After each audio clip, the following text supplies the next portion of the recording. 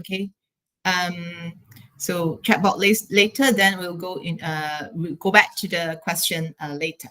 Okay. I heard some noise. Is there somebody asking question? No. Okay. Let's continue. Okay. First, we'll start with some basic information about qualitative research. Okay. First, I need you to tell me what comes to your mind when you hear the word qualitative research. Okay. In 1 minute, write as many as possible the words or phrases that you can associate with qualitative research. Okay, you can follow the link or the QR code. It will lead you to Padlet.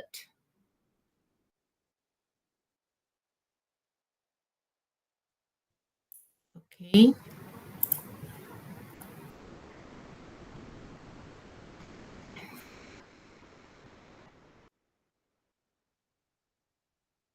Are you able to see the screen now? I'm showing Padlet. Yes, I can see something interview. Someone say interview. Can you see my screen? Do you have the link, Doctor, so that we can share in the chat box? Sure.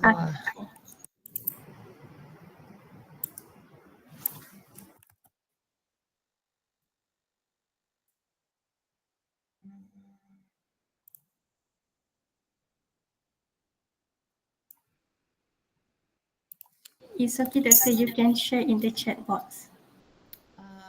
I'm looking for the box. Google Meet, yes. Yeah. Okay. Chat box. Okay. Okay, you can share. Okay. Okay. Thank you. Can you see my Padlet on the screen?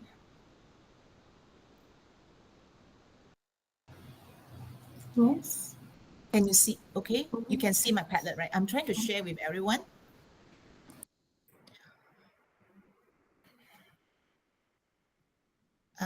Go for quality, subjectivity, interview. I have 2 interviews. Any more? Oh, so many interviews. Yes, research cannot be measured numerically. Yes, process or observation. Yes, okay. Subjectivity. Subjective interview, observation, expert information. Interpretive, explorative. Yes, yes, yes. Okay. Okay, great. While you others are keying in all the data here, it's good. Okay, I think most of the people associate quali with interview. Yes, interview is one of the main data inquiry methods. Okay, observation as well.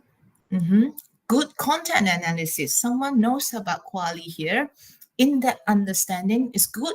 I'm very happy that nobody tell me t-test, ANOVA, like normal distribution. Okay, that's great. Okay, so I think more or less people know what quali is about. It's not quite mixing up with quantitative. Okay, it's good. So let's begin. Or next, move on to the next slide. Okay, can you see my slide now? Are we back to PowerPoint? Yes, yes. Okay, great. Thanks. Okay, so start with something simple, definition. What is quali research? According to Saldana, it is just a very broad term to indicate approaches or methods of study of natural social life. So the keyword again, naturalistic, social. Okay. Next one from Creswell and Creswell is something related to exploring our understanding of people, individuals, groups, again, social. Quality research generates deep insights. We are looking into very in-depth kind of information, insights about certain topics, okay, through a considered engage, again, places and social actors, people again. So from this definition, these are academic definition, we know that quali is most likely related to is some kind of approach related to naturalistic, social, human being, something also we want to get insight, in-depth insights, something that it is very fluid, something very highly contextualized. Okay, a little bit more about quali research. Data are primarily text, okay, ABCD, or words, whatever language it is, consisting of textual materials such as interviews, transcript, field notes, and document as well. Visual material also part under quality research, such as artifacts. Artifacts is called, looking into artifact is like for sociology and archaeology. Okay, we also look into photograph, videos, recordings, audio as well, music, performance, and last but not least, because of the advancements of the technology, we cannot overlook digital and social media data. Okay, that's the general what qualitative research is about. Okay, next is what kind of research question can qualitative research answer, or what kind of research and topic are suitable for qualitative research? Okay, one of the popular or the main research topic will be related to exploring lived experiences and phenomena. I quote here some of those examples or the title work done by researchers. For example, the first one is about middle level managers when they work in recession. The second one is about the role and perspective of older patients who are terminally ill and the dynamic interaction with the family caregivers. Another popular field will be investigating social processes, change, and dynamics. Examples can be found like family dynamics in small consultancy firm. Also, the second one will be the interaction or social network of the refugee in Canada. The last one example is some kind of longitudinal field research on change. Okay, so what we can see here basically again is experience, human being experience, some kind of social phenomena. We want to understand the interactions, the dynamics, the changes, okay, within a group of people or certain processes. Okay, that's what qualitative research can do for us. In terms of the nature or types of quality research, it is naturalist. The researchers, qualitative researchers, tend to observe or look into the records or behavior of phenomena at the site. For example, ethnographers, they will go to the site and do their research, okay, observing, talking to people, interviewing. It can be over a long period of time. Next will be making sense of social phenomena. Qualitative researcher want to know how people perceive their social experiences. Sorry, doctor. Sorry, doctor. There's Yes. someone who share the screen. So Mhm. please, Surizan Sulaiman, stop the share screen because we can't see the slide from doctor. Oh, Yeah, thank you. okay. So someone else will share?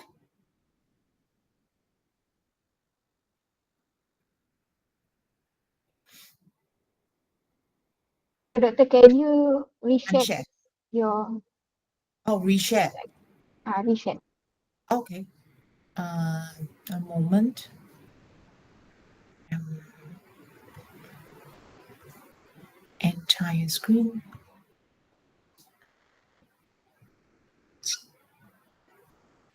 Mm, Can you see it now?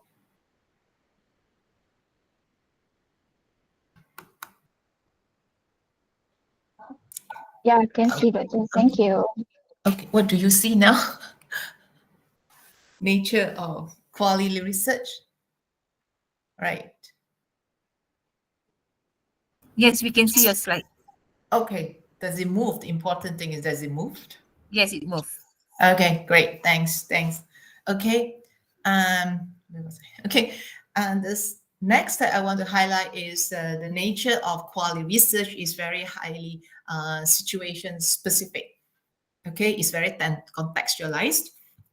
And case study is one of the examples looking into a single phenomena in depth, for example, organization. Okay, that's one case study. And it is also exploratory in nature. Quality research is exploratory in nature. We want to study things that are not yet being understood. Okay. The last but not least is intersubjectivity. This is less common for us actually. And the researcher wants to or focuses on the interchange of thoughts and feelings among the subjects. Okay, so from the interaction, they will come up with certain possible relationship of the perception. This method is commonly used in comparison psychology, communication, and counseling as well. Okay, in counseling, the researcher wants to know the interaction or communication between the counselor and the clients and see how the exchange can lead to a solution being proposed to the clients. Okay, this is few types or nature of qualitative research.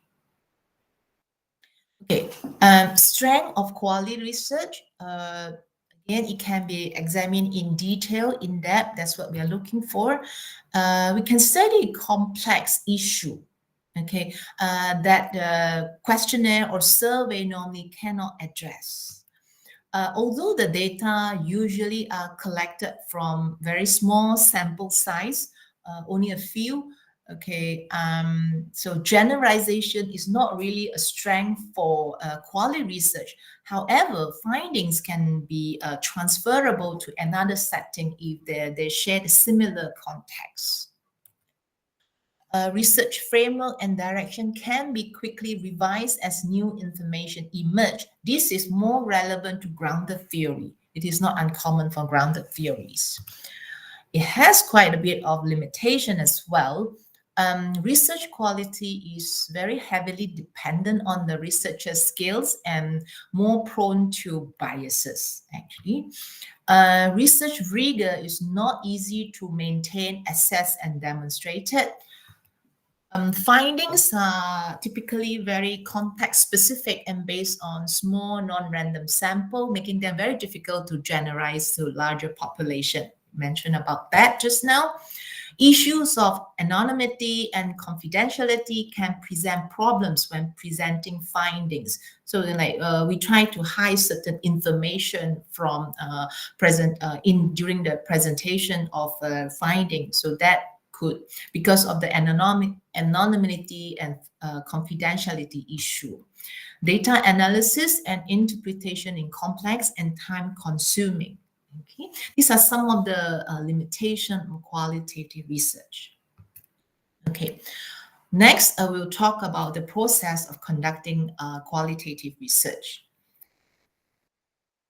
Okay. This is some phases of qualitative research I adapted from Bryman. The first step, of course, we have to set the goal. Okay, so it's the research question, the research objective we have to set properly. Then we move on to selection of relevant sites where you want to conduct the data collection. Subject means participants, who your participants are. Once that is done, we move on to collection of relevant data. Then the fourth phase is interpretation of data or data analysis.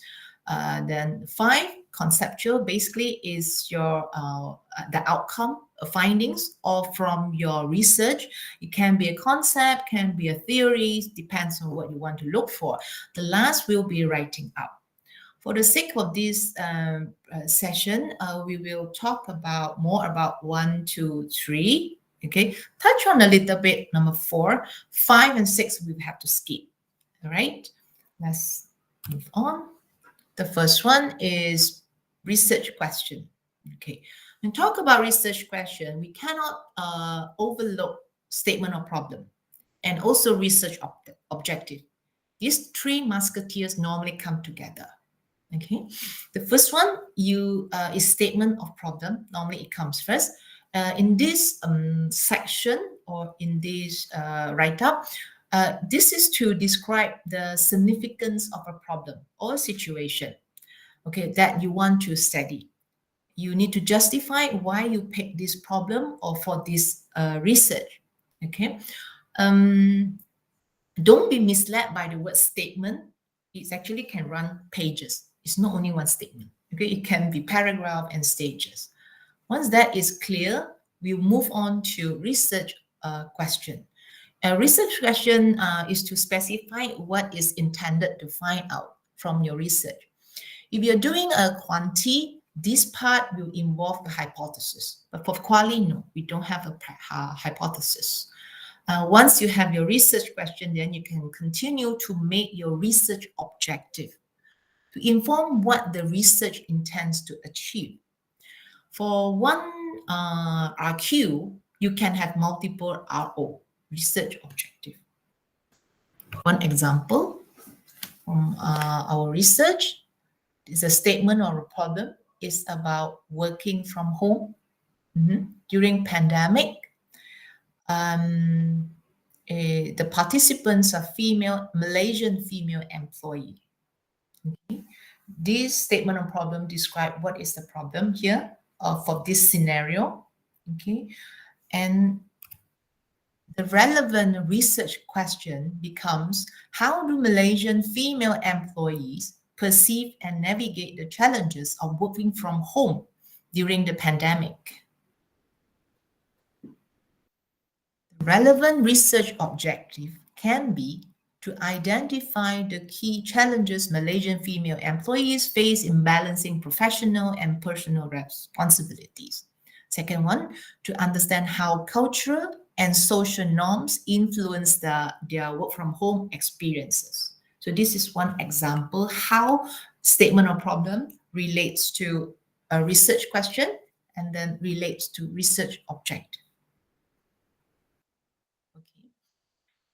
We are going to spend a few slides talking about formulating qualitative or good qualitative research question. This is important because it will a research question will actually specify what exactly the study wants to look into, and then it will focus our effort and make sure we don't deviate from what we want to achieve. Okay, I share with you 5 guidelines, okay, that I've read about and I've gathered. Okay, the first one is open-ended RQ. Second one is specified the process, objective, object or entity, and then so forth.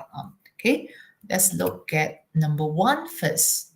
Number 1 is about open-ended versus closed-ended research question. We are going to use example, okay, to try to understand what is meant by the guideline.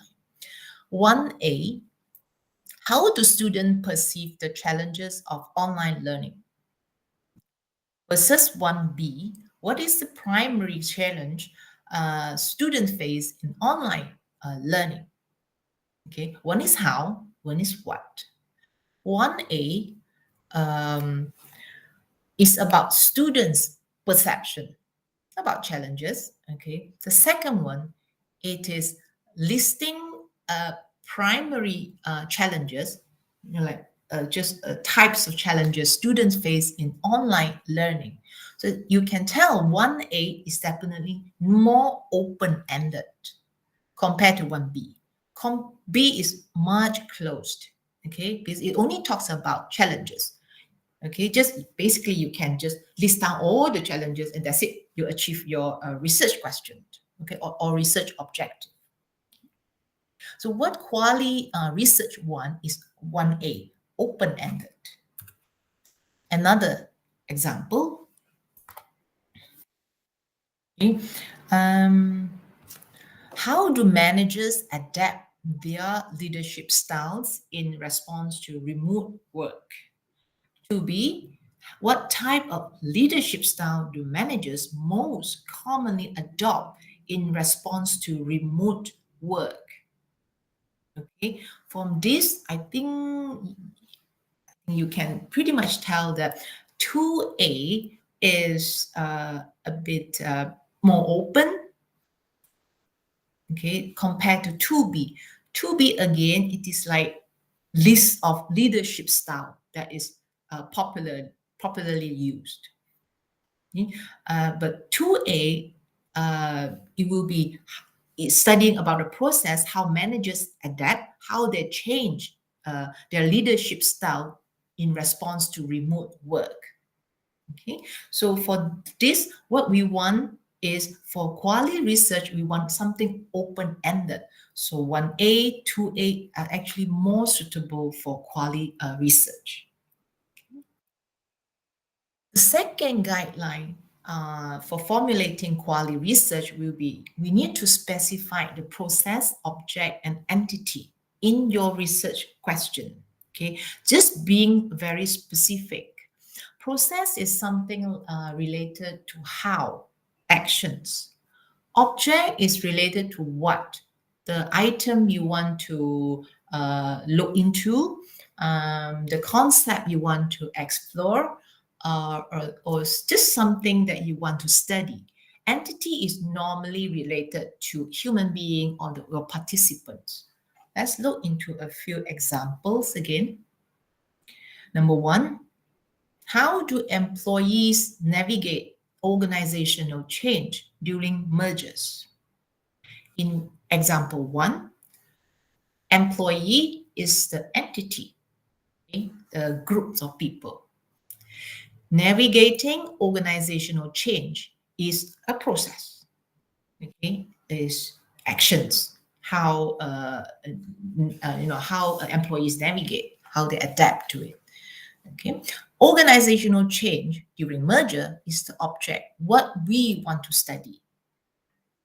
Okay, example number two, what are the Malaysian SME companies' experiences of implementing safety and health practices? Okay, again, Malaysian SME companies is the entity. Okay, experiences of something is the object, what we want to study, the experiences.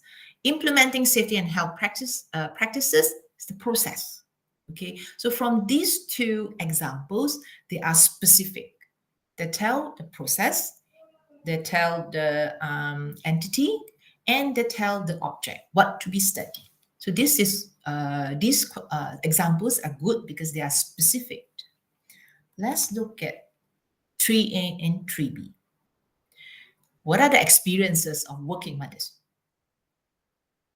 Is this a good RQ?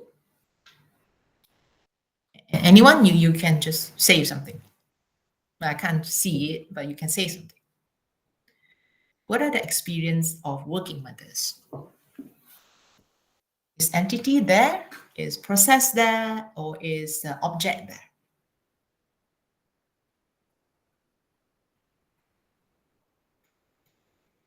You can compare to 3B. 3B will be, how do working mothers in dual income households balance child care responsibility and professional demands?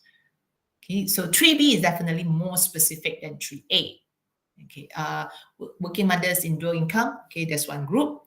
Okay, what we want to look into is how they balance it. The process will be how they balance the two childcare responsibility and demands. So things that we want to look into is responsibility and the demands. So 3B is definitely more specific.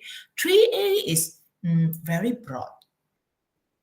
Okay, although it is experiences that is very suitable for qualitative study, but it's a bit too broad.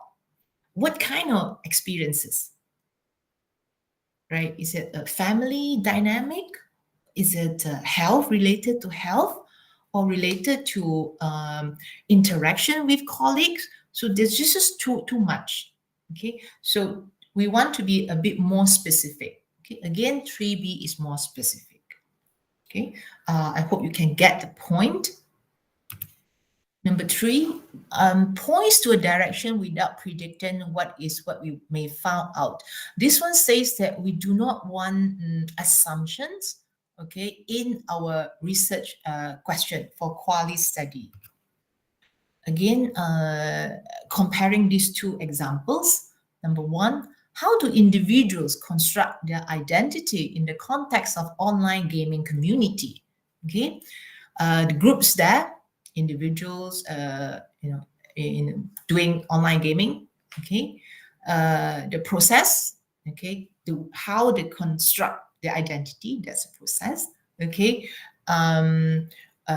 what we want to do is what we want to study would be the identity formation. Okay, is there versus what are the factors contributing to the positive relationship between the frequency of playing games and construction of identity. Okay.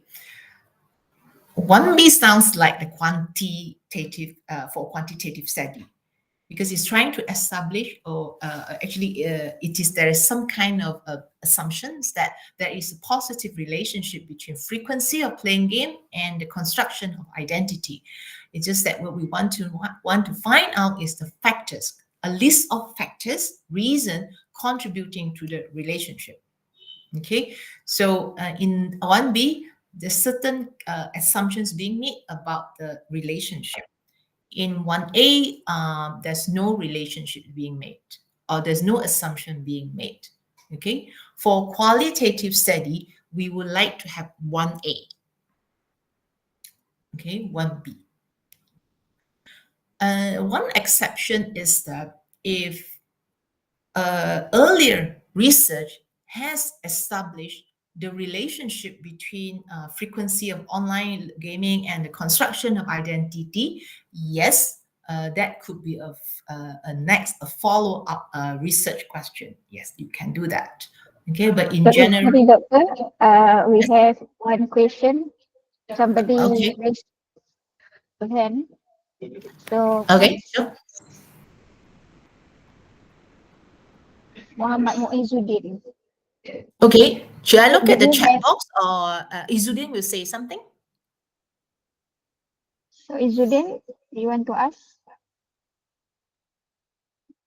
No, baby. Kita tekan.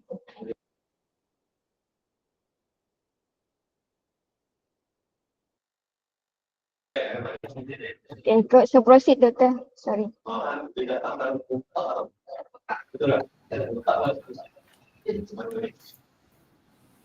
I can't hear Izudin clearly. So, Izzuddin, do you want to ask using the microphone or chat box?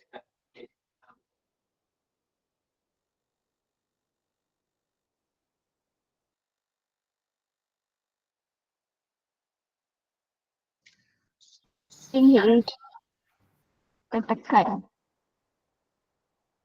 So you can proceed, doctor. Oh, okay, okay. We can get back to Izudin later. Okay. The next one is process-oriented. For qualitative research question, we prefer how rather than a what. Okay, let's look into some examples.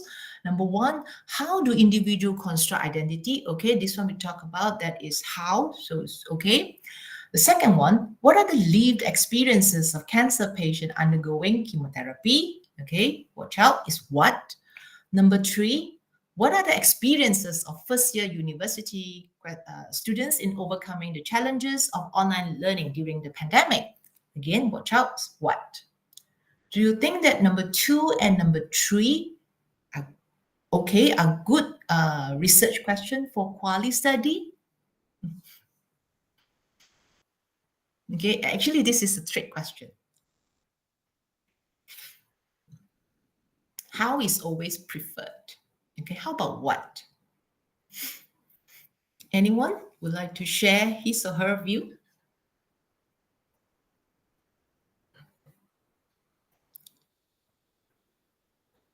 No? Okay. Number two and number three, they're not bad actually.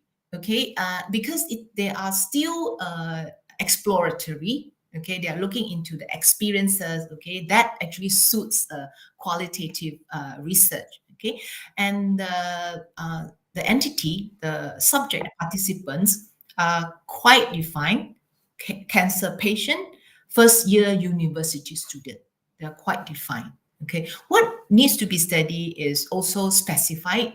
The number two is undergoing chemotherapy treatment.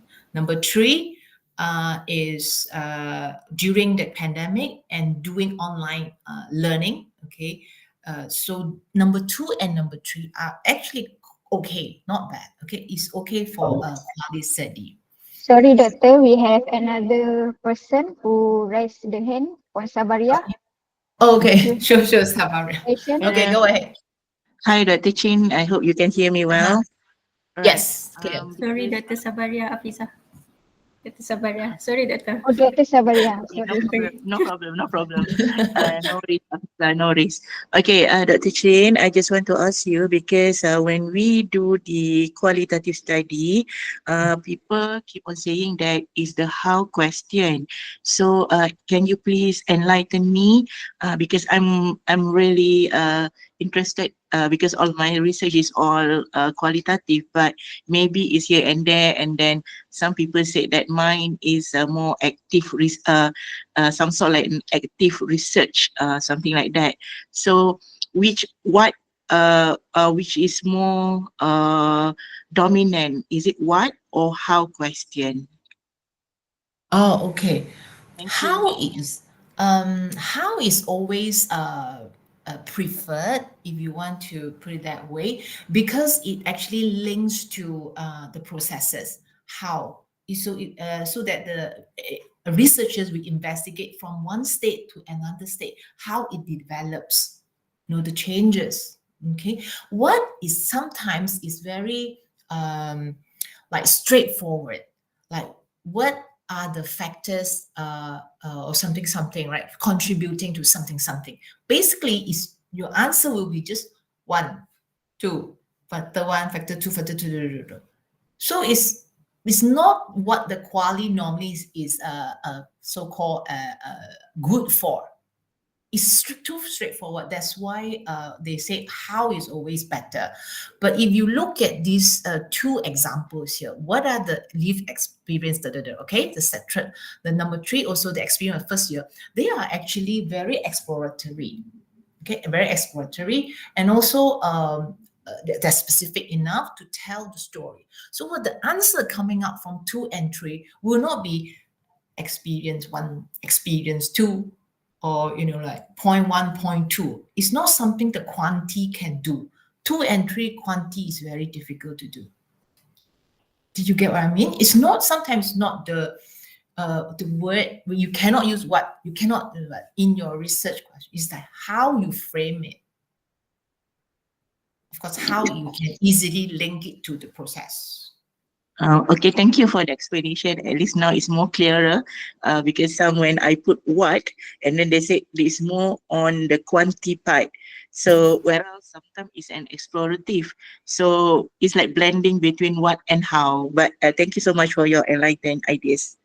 Yeah, okay, sure. My year one student also like to use what, but some are okay, they got it, but some are just too, like what we say, it's too straightforward. What are the factors and what are the most common leadership style? So your answer will be leadership style one, leadership style number two.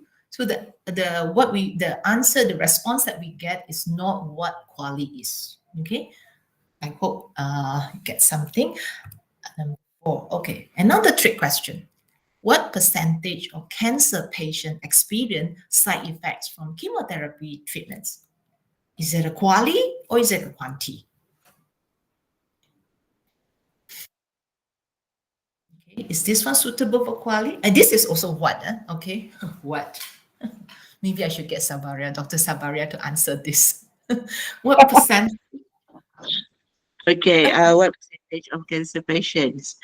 Why? It's more on what I think, it's not about how, because how is actually we understand the Mm. situation. From that's my understanding. Yeah. Do you think this is a good RQ for qualitative study? Ah, What percentage? oh, I always avoid the what.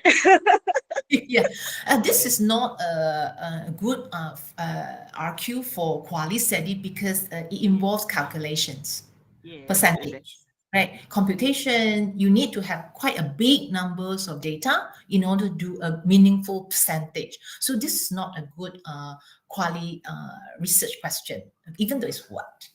Okay, one more example. How does chemotherapy affect cancer patients? Is it a good quali RQ? Is how? Is also another trick question. Is how? still something that can be quantified, I guess. Okay, thank you for your answer. Although this is how, okay, it's actually perfectly suits. And it's also exploratory because how does chemotherapy affect cancer patient? But if we relate to what we talked about just now, it is a bit too broad, isn't it? Of how affect cancer patient? In what way? There's so many aspects that chemotherapy can influence or give an impact on patients. Do you mean financially?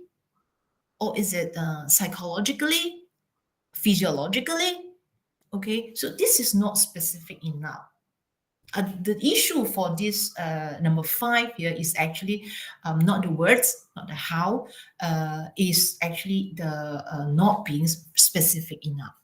So you see, even though if you use how, but the way that we frame the question, right, you still have to make sure you follow, it is open enough and then it is specific enough. Okay, I hope this few example here can give you some understanding how we should write our RQ and what are the things that we should avoid. Okay. The last one is open to possibility of changing our RQ. This is more relevant to grounded theory. Okay, for let's say if you're doing thematic analysis or content analysis, this is normally don't happen, especially if we are students, right? You don't really want to halfway change your research question. Okay, you probably will not be able to finish on time. Okay, let's say we start with one initial RQ. What is the experience of Nottingham student living in the dorm? Okay, if you use the grounded theory, so as the research progresses, you find out more, maybe certain information from your research. Then from there, you know more, then you want to refine it to something more specific. Okay, to be easier to manage and focus. Okay, you can refine it to, let's say, number 1, about social interaction among the students staying in the dorm. Second one, you can look into the role or the attitudes of the staff supporting the students. Number 3, it can be ways of the hall activities, okay, influencing the sense of belonging or well-being of the students. Okay, it's because from the very, very broad one, you refine it. This is okay. And make sure that the more specific research question actually align with your initial research question. Okay, for this, for grounded theory, this is not uncommon actually. Okay, but for others, typically, no, we don't really change it. Okay. Okay, just to recap, formulating qualitative research question is important. Definitely, we want to avoid confusion because it guides research question, guides our methodology, it guides our data analysis. It's also of kind of focus us so that we will not just deviate away from what we want to study. And there are 5 points that or guidelines that can help us. We want to be open-ended about our RQ. At the same time, gotta be specific enough. Okay, don't make assumptions in the your research question, leave it as neutral as possible. If possible, use the word how. How is very easily relate to process oriented. Okay. What and the other one is why will be a bit tricky how you frame your research question. Last one is more relevant to grounded theory. If you want to refine your research question along the process, right? So next, I would like you to have do a small activity for me. Okay, it's called the detective questions. Imagine you're a detective hired to uncover why, how, and what behind a burning issue. I'll show you next slide. So in 5 minutes, write some research question that could guide a quality study. For example, what issues do mid-level managers encounter in their roles? How do mid-level managers perceive opportunities for advancement within a company? Why do mid-level managers in the retail company choose to leave? These are just examples. Okay. Again, I need you to go to the Padlet and share your views. Okay. This is the scenario. High turnover among the mid-level managers. Okay, we want to know you are hired, okay, to know the reason or maybe the what's happening behind the threat. Okay, I'll put the link in the chat.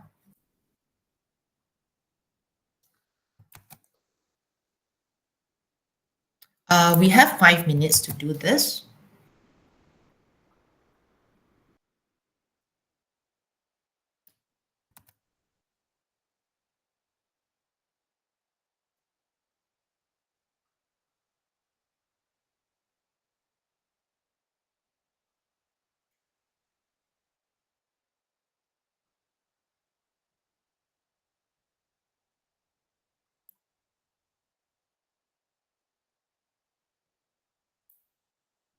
Okay, so anyone here, as Dr. Chin Chin said just now, you can click the link that Dr. Chin Chin shared in chat box, and please insert the answer using the slideshow that on what, why, and how regarding the topic Yes. that Dr. shared just now. So giving Yeah. 5 minutes, Doctor, only 5 minutes. Yeah, 5 minutes enough. Okay, we start now. I see people are in already. I think you can see my Padlet number 2 on the screen.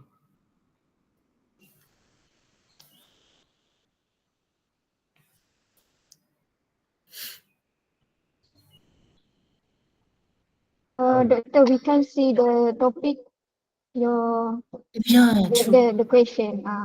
Okay. Yeah, this Let me. copy in chat box. Oh, okay, sure. That's a smart way.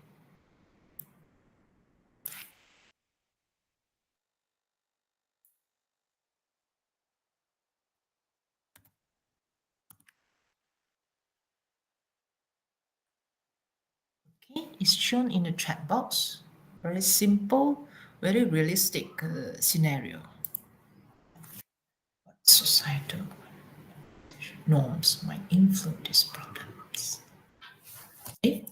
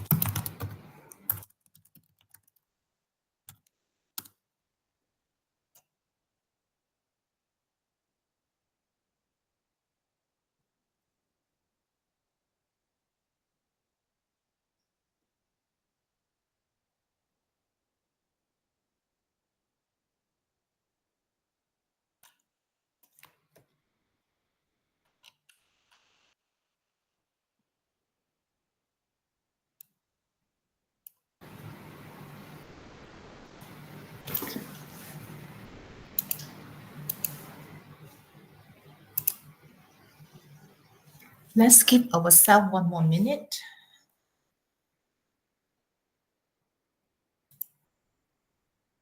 Oh, actually, doctor, somebody has lost the connection. So I reset the link of Padlet and the question at the chat box. So anyone can click the link and fill in the question about what, how, and why regarding the question. Actually, I tried. So I hope doctor can review the answer. Is it correct or not? I will pick a few Yeah, because yeah. there's Actually, doctor, a I lot. have a question on how to read the research question. Is it there is any formula or any tips to about the composition of in RQ? How many questions that related specific or non-specific or open or closed, or is it depends on our topic or our research objective or what? Maybe some tips about how many composition to build the good research question. Afiza, are you asking how many question or the component in Because one research question?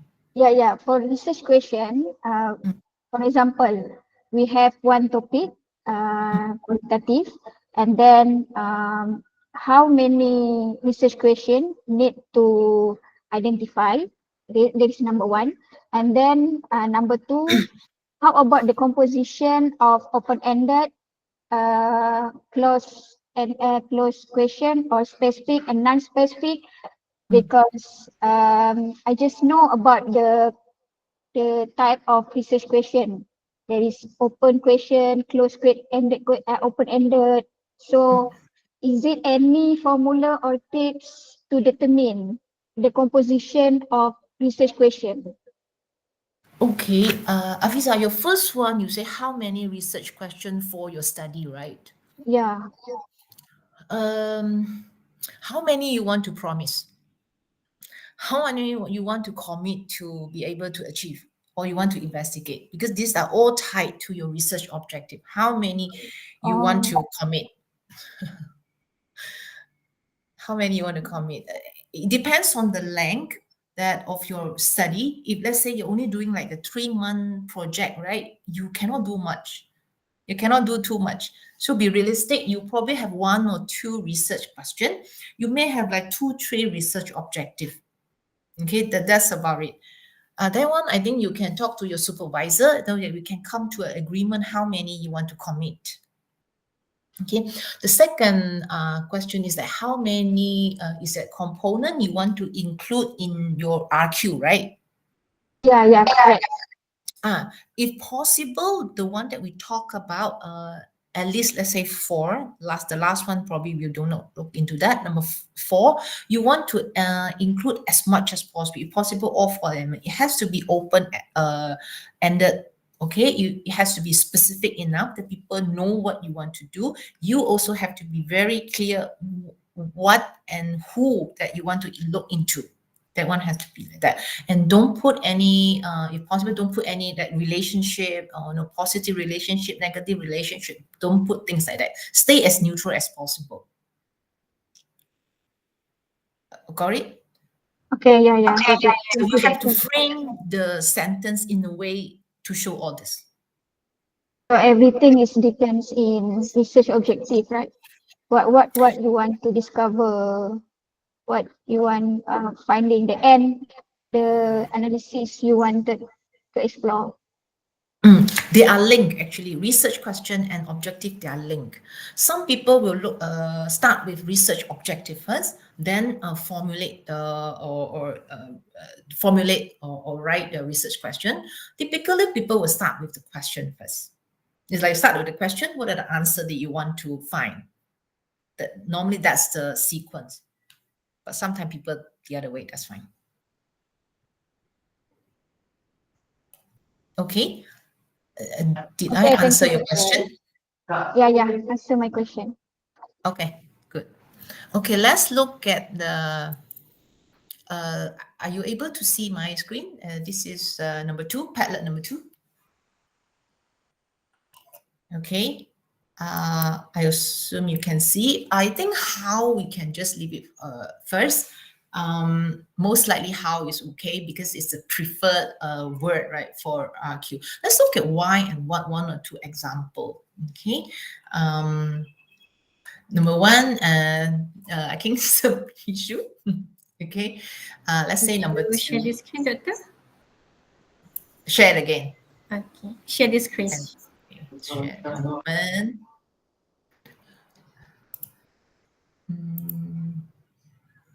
Share all. Entire screen.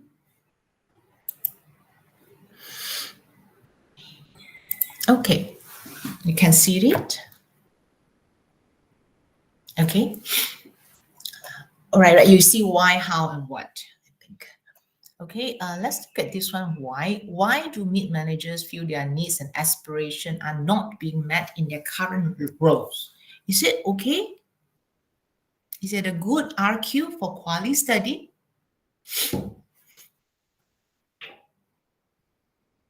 Anyone?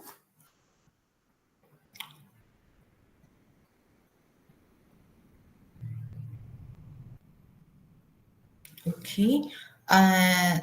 The groups, the entity is there. Okay. Is that what they want to look into is basically needs, aspirations. Okay, there. Okay, the why not being met. Would it be too is there some kind of assumptions that the needs and the aspiration are not being met? Would it like a little bit of assumption there? Okay, that's my view. Okay, maybe we can make it into a bit more general.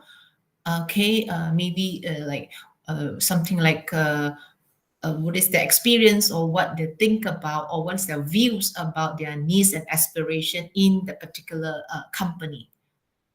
Okay, so from there maybe we can find out whether there's an issue with not their needs and aspiration not being met. So this one to me is a little bit of assumptions involved. Okay. Second one, what factors contribute to employee job satisfaction and retention? How about this one? Is it okay for quality research or it needs some kind of modification?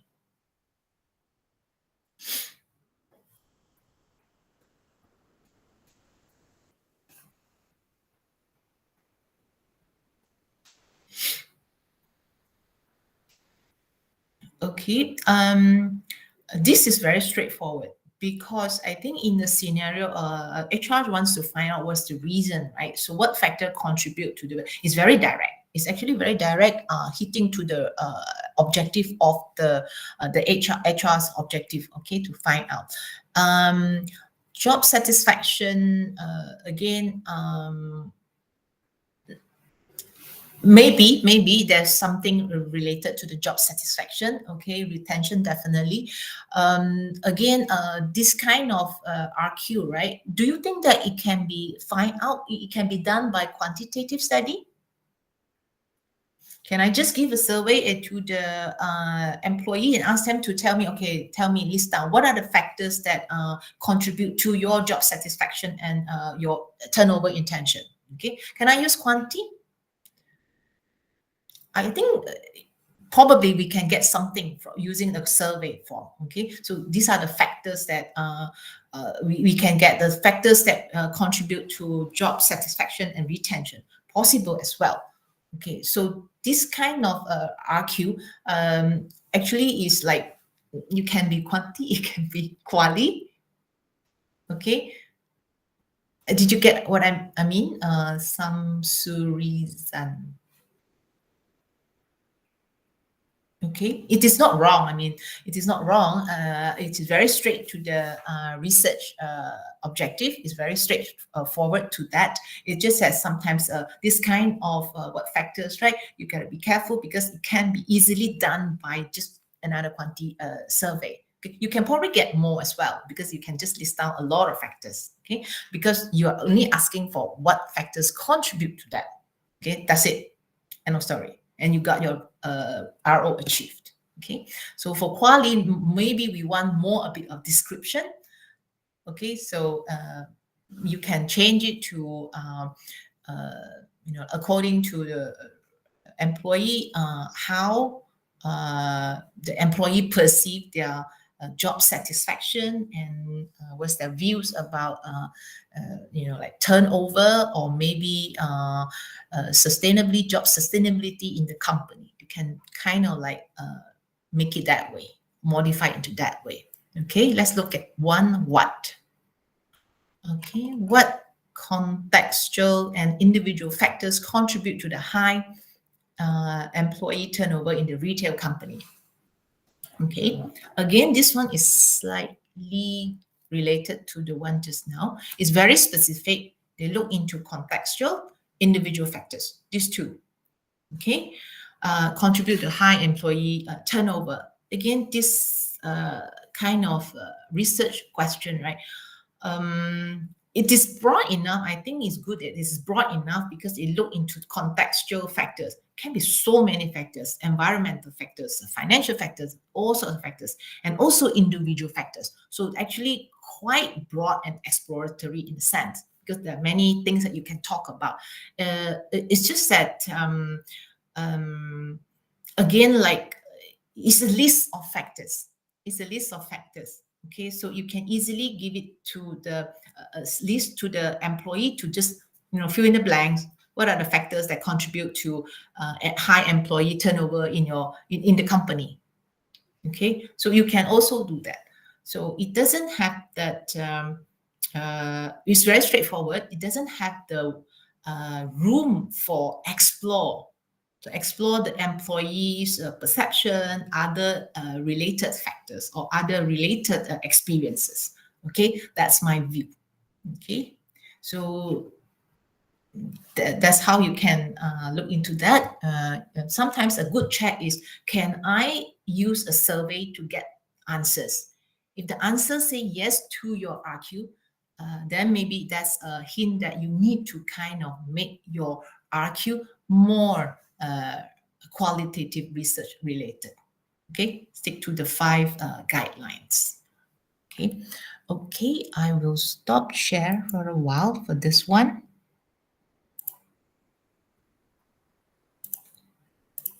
Let's share again my slides.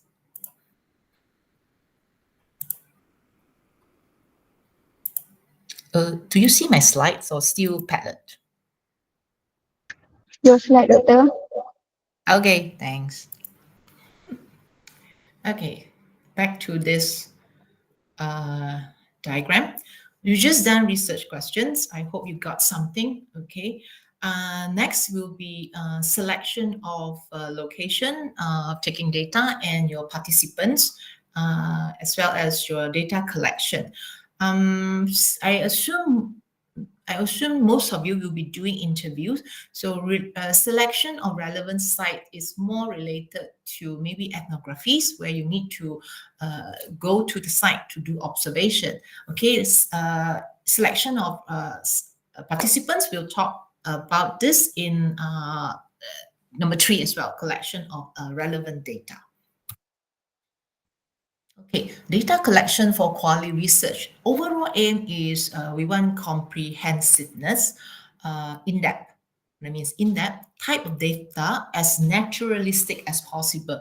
That means we do not want something, we want it to be the natural state. We don't want it is being influenced by the researchers' manipulation, not doing experiment. In experiment in the lab, we manipulate certain factors. We control certain factors so that we'll get whatever observation or outcome that we want. This is not what quali is. Quali is field data. as natural as possible. Don't do manipulation. Okay, there's certain common data collection methods. Interview by far is the most popular one. Focus group discussion as well. Observation, yes. Ethnography or participant observation. Okay, the rest will be language-based. Language-based approaches like discourse and conversation analysis, collection of text and document, those are document analysis methods. These are the common one.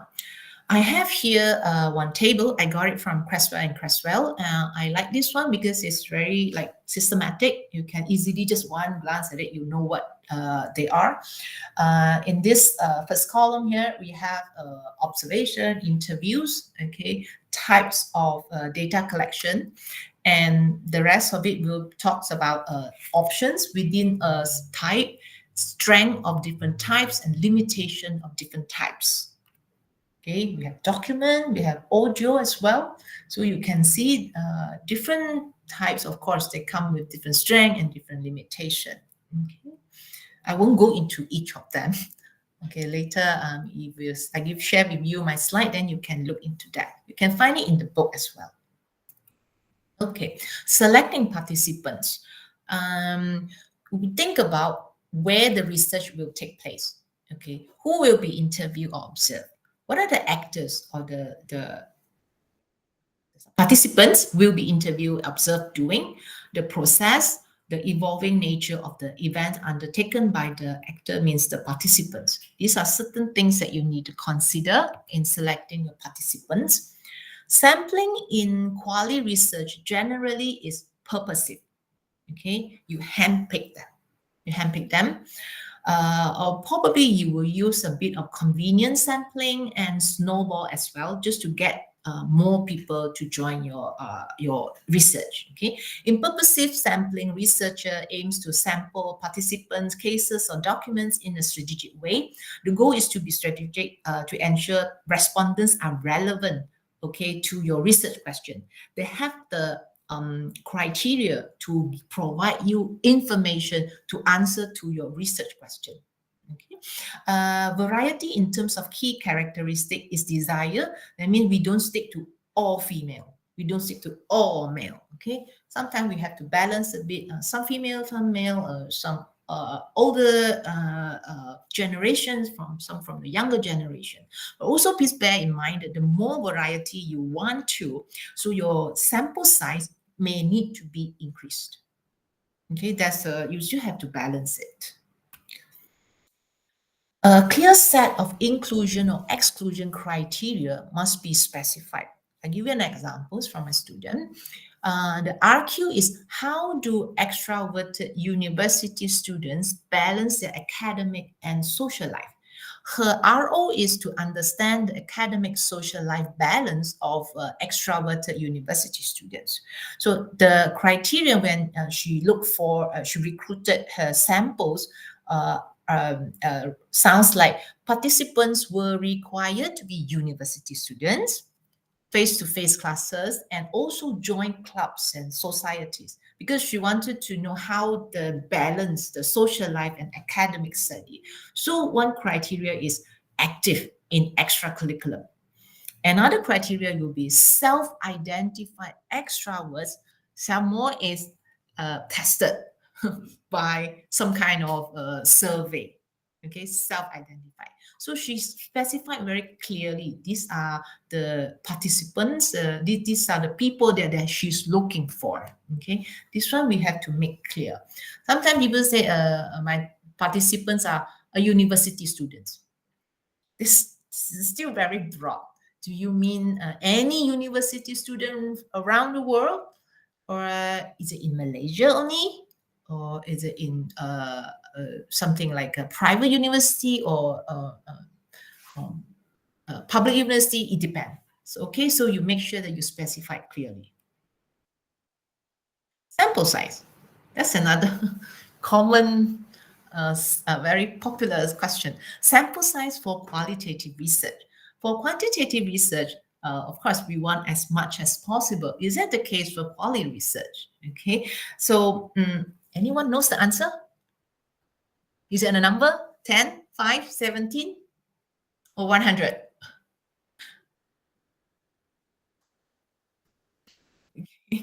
Let me give you the answer. Until saturation point. It's not a number. It is until saturation point.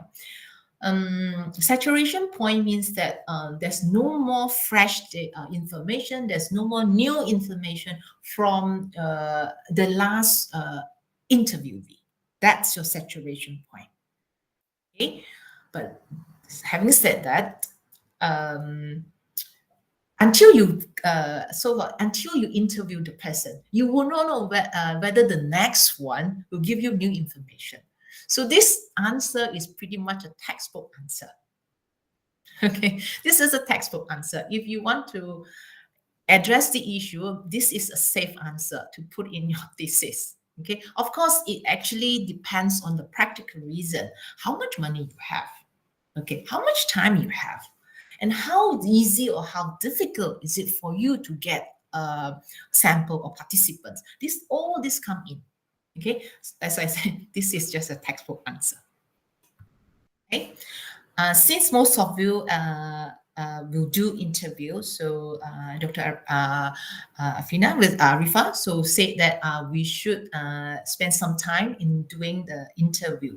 Okay, more on interview. So next, I will share with you different types of interviews and the processes of doing interview, in-depth interviews.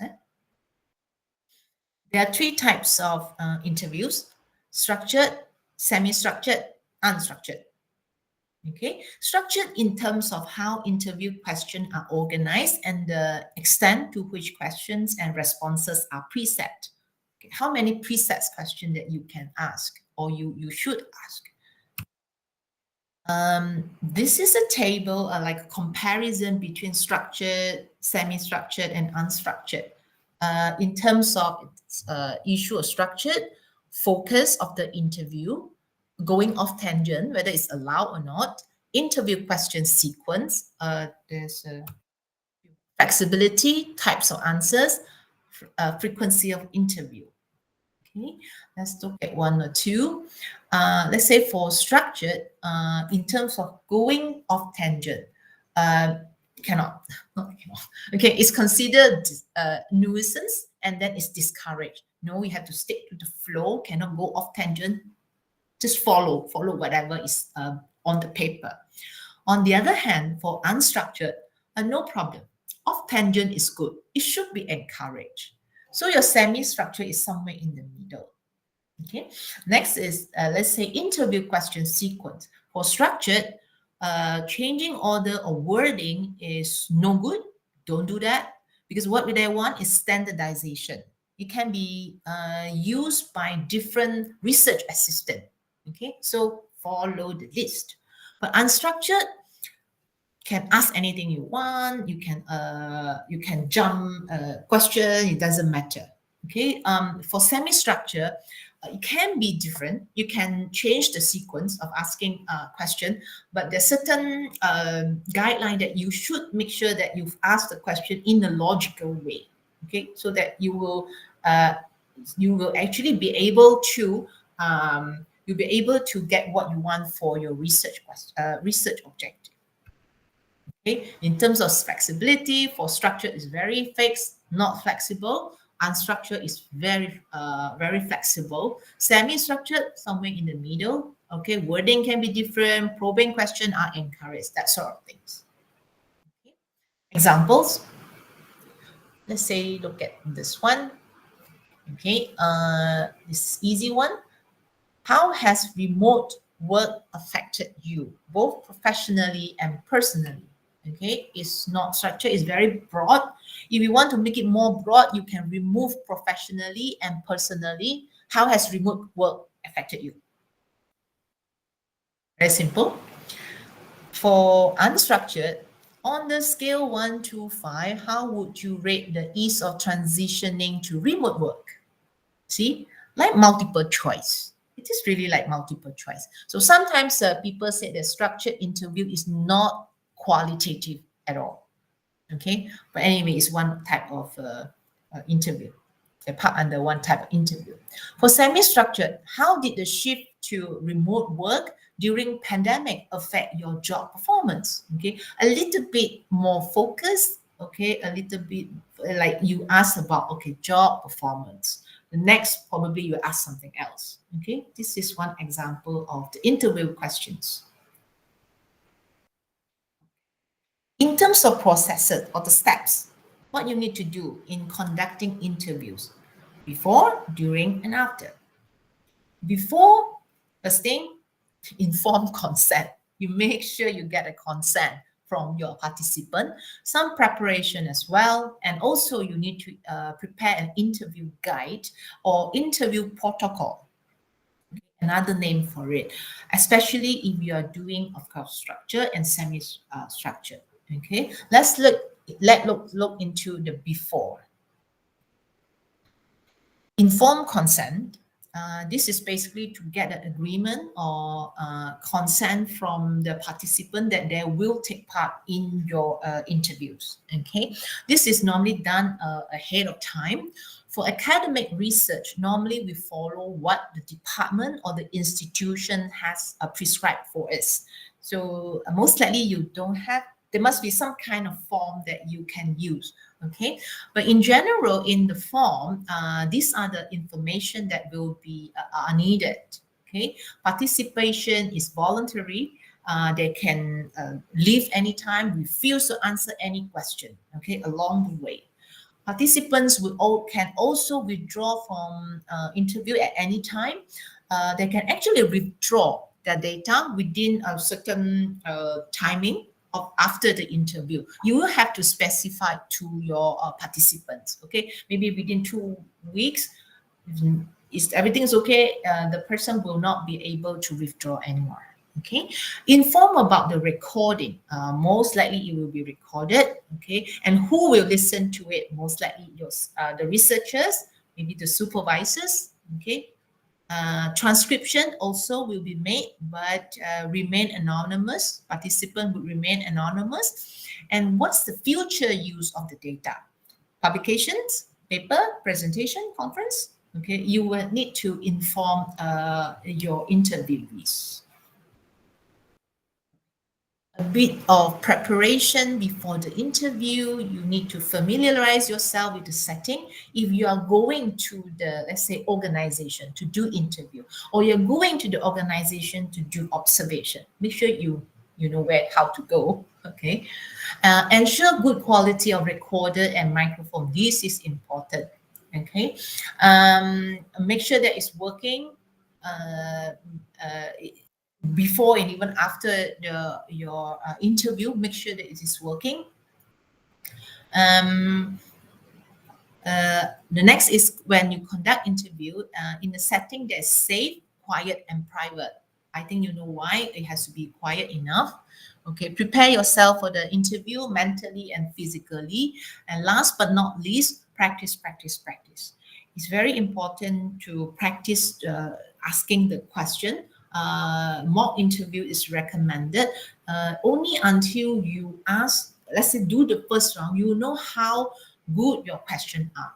Okay, we always run pilot. Even sometimes we have experience in asking questions. We also ask, at least a way or a method to test your question. Always to do some kind of mock interviews. Okay. Right.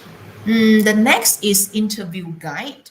Before I show you one of the example, I would like you to hear something. The actual interview done by my year 1 student. Okay, we focus on the introduction and the closing.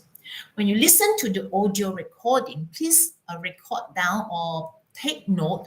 What are the good points, good question, or good statement made by my students, or what are the things that you think that can be improved?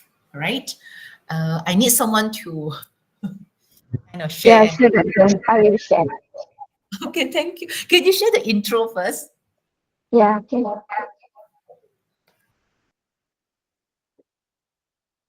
It's about intro is about 1 minute 30 seconds. Okay. So this It's just to make sure that I capture all of your thoughts accurately. Only me and my research supervisor will have the access to it, and it will be surely stored. Okay. So, thank you for taking your time to join me for this interview today.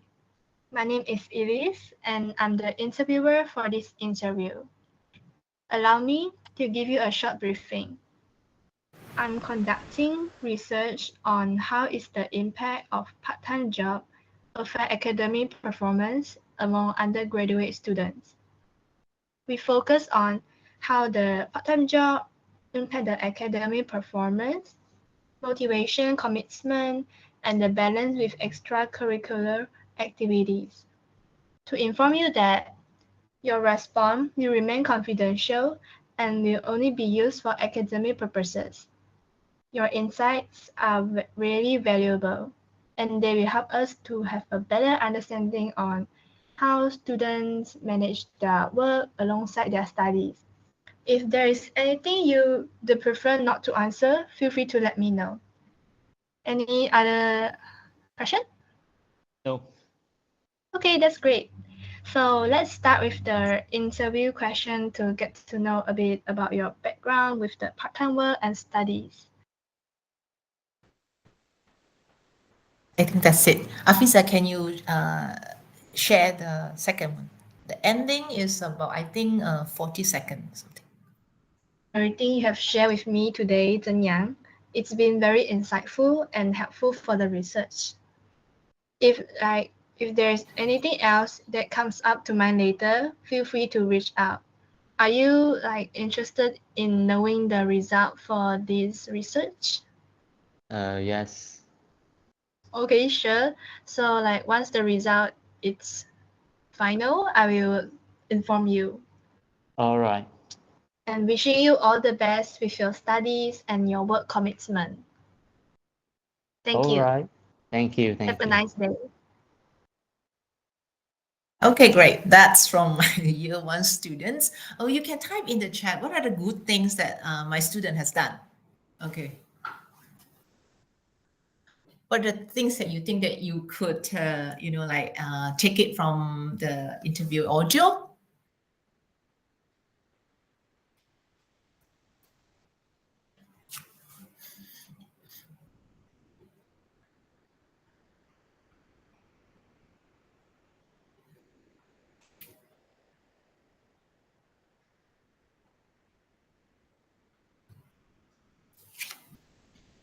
Anyone, you can type in.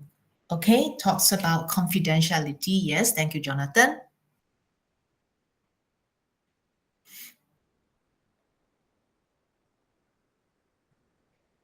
Any other insight? What's good about the way that she asked question or statements that she made?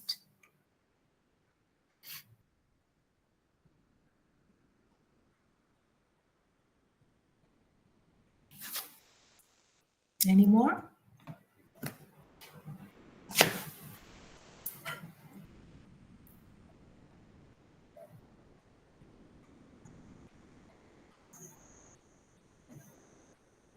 Is that all? Confidentiality. Yes, that is very important. I know. Clear and have enough space to answer and reject. Okay. Yes. I think she gave a so-called option or just remind that if you want to leave, yeah, you can want to skip question, go ahead, no problem. Okay.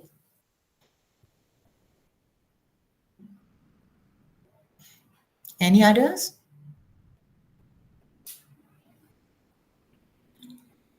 She was specific to the objective. Yes, yes, a very short briefing what the study is about, right? It's always good to, just in case the person doesn't read or the person doesn't read the form. Yes, it's good to tell the objective. What's the study about? One more, maybe? Then we can proceed.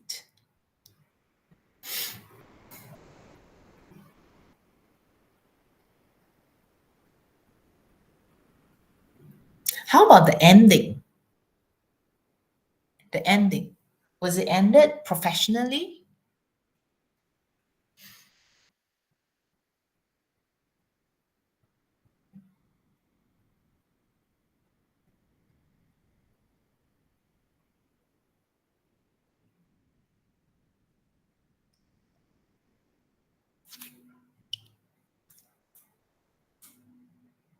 Okay, never mind. Okay. I think you're still seeing my screen, right? My slides, correct?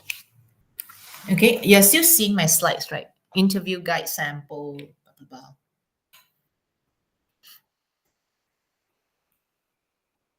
Can you see my slide now?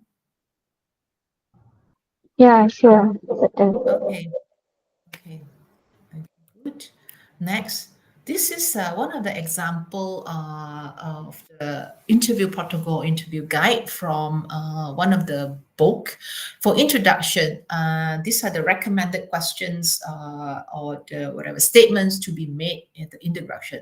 Introduce yourself, discuss the purpose of the study, get informed consent again if you haven't got it, or just to be sure, okay, are you okay to be interviewed? One more time, ask. Provide structure of the interview. Maybe you want to do some recording, taking notes. Okay, ask if interviewee has any question before we proceed. Define any term if necessary. Some of the concept can be tricky. Okay, or if you are interviewing foreigners, sometimes the certain local phenomena or maybe local terms that you need to clarify for them. Okay, go ahead and do it right at the beginning. So after that, you start with your interview content questions. Okay, so what is more like related to your research objective?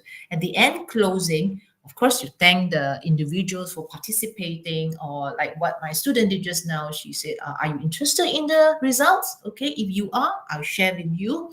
Sometimes they will also ask, is it okay I contact you again just in case I have follow-up question? Okay, don't close the connection yet. Just in case you need to go back to them and ask more questions. Okay, just leave it open. Okay, the opportunities. This is one of the interview guide. Oops, sorry. Is it you or me? Okay. Okay. Certain elements of an interview guide, organize topic areas so that the question can flow one after the other. Make sure it flows logically. If you're doing unstructured or semi-structured, it's okay to change the order of the questions, but make sure if those are the very important or must-ask question, you make sure you ask. Okay, ensure the question will help you to answer to your RQ. Use a language that is appropriate to your target participants. Sometimes your participant can be only, they don't speak, let's say they don't speak English. Okay, you may have to change the language. If you are interviewing, let's say, children, school kids, and then you may have to change your language. The words that you use, the way that your tone of voice, you have to change it to adapt to your target participants. Do not ask leading questions. Okay, leading question is something that is very indirectly that you will give some kind of desired answer, okay, to your participants. Example here, you must have experienced a lot of frustration, didn't you?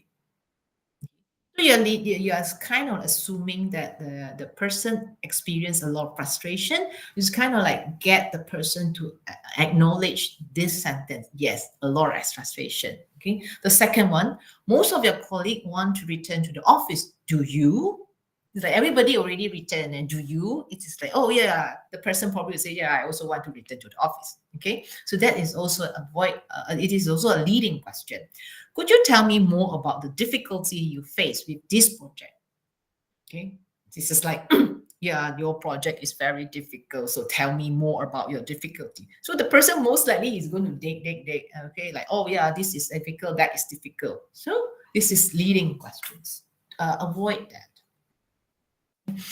Don't forget to ask face sheet information, very basic demographic question like what do you work as, what is your position, how many years in the organization, can be useful when you later you want to contextualize your answer. Sometimes this kind of question can also be warm-up questions, building rapport. Normally these are asked at the beginning. Okay, don't forget to brief the interviewees on research ethics as well.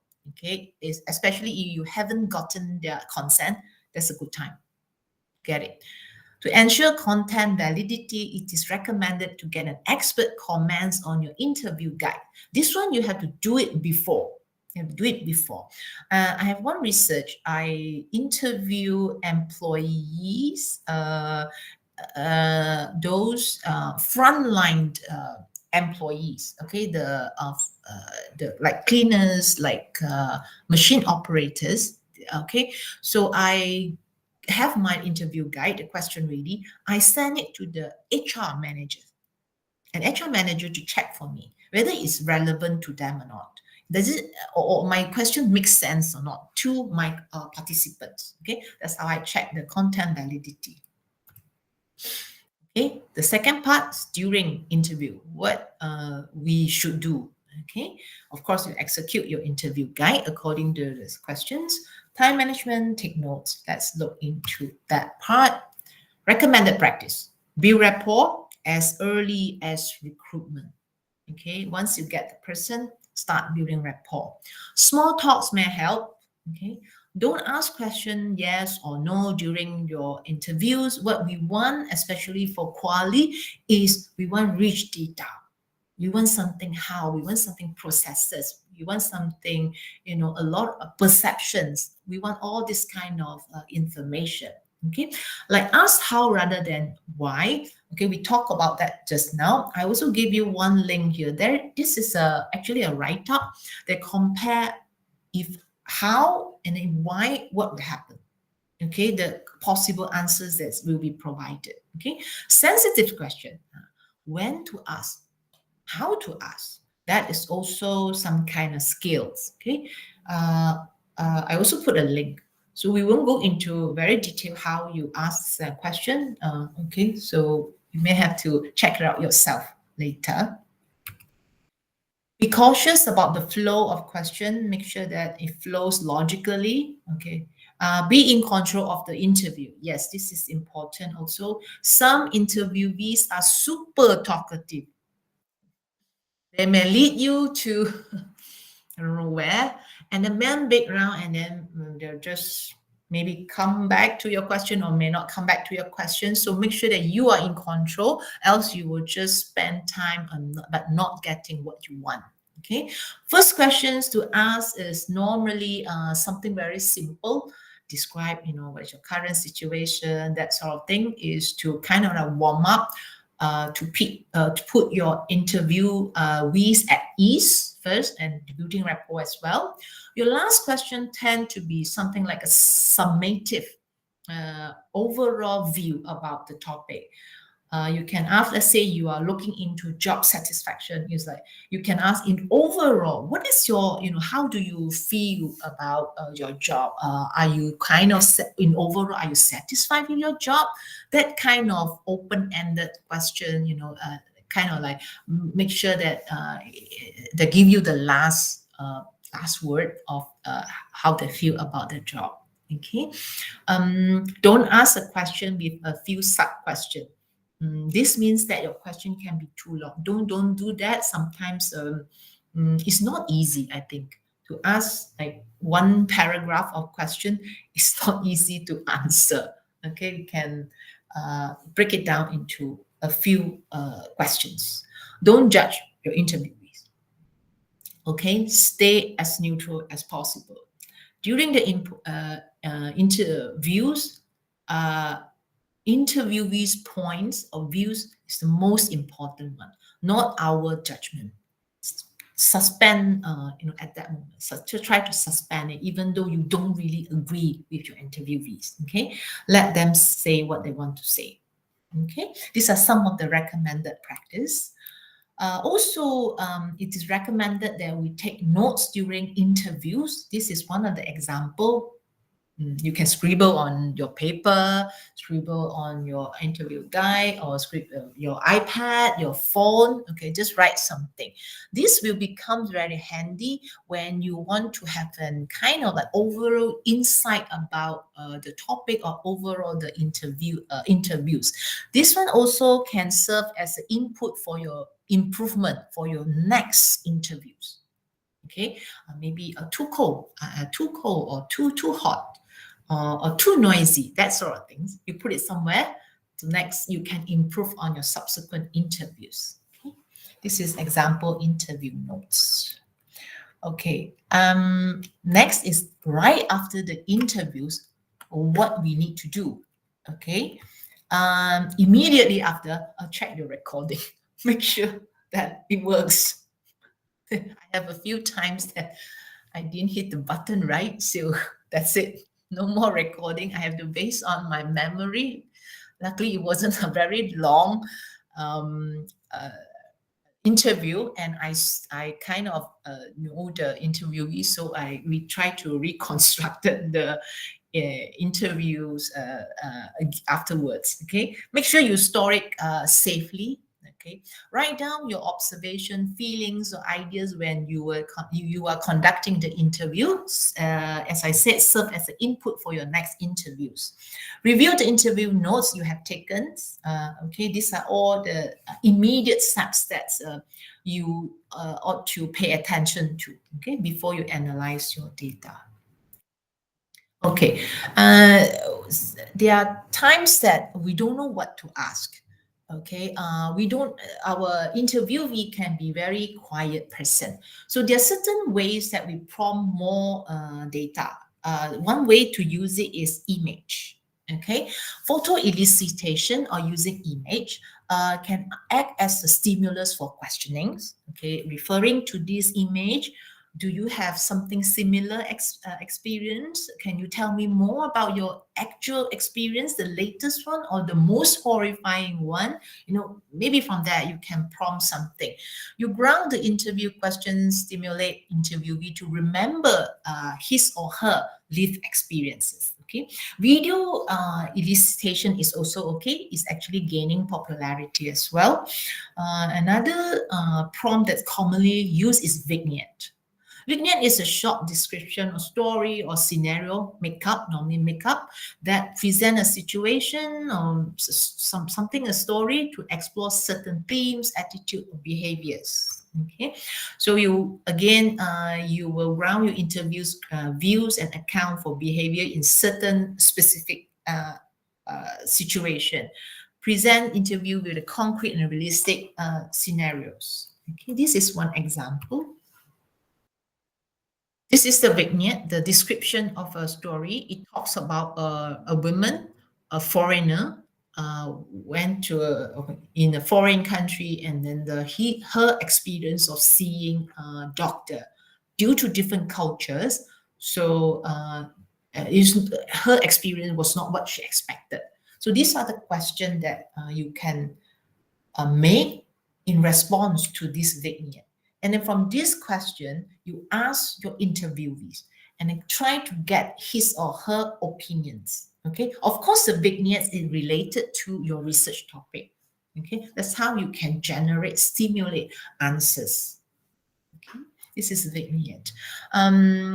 Vignette sometimes is good in making comparison because you ask the same question to different interviewees. So that actually has another advantage there.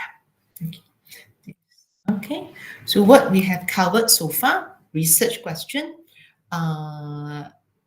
participants, data collection. Next, touch on a little bit on your data analysis.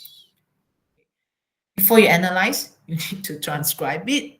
Okay, it is a tedious job. Okay, it's a tedious job. It's basically involve careful listening multiple times. Okay, it's not only just writing down the words, and sometimes you need to convey the actual message.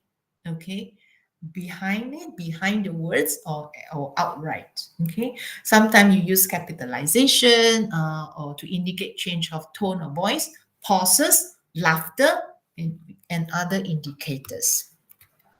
First thing, you need to make sure that you don't put your interviewees' names. Use pseudonym, give a number, interviewee 1, interviewee 2, that's fine. Sometimes you use the role, teacher, mother, that sort of identification. Okay. And a master list of this identifier, make sure you keep it somewhere so that later you can trace back, try to link it, align it with your video, just in case you want to try to establish the connection or go back to the raw data. You have that source of document here. One main point that people always ask related to transcription is how much to record, how much to write.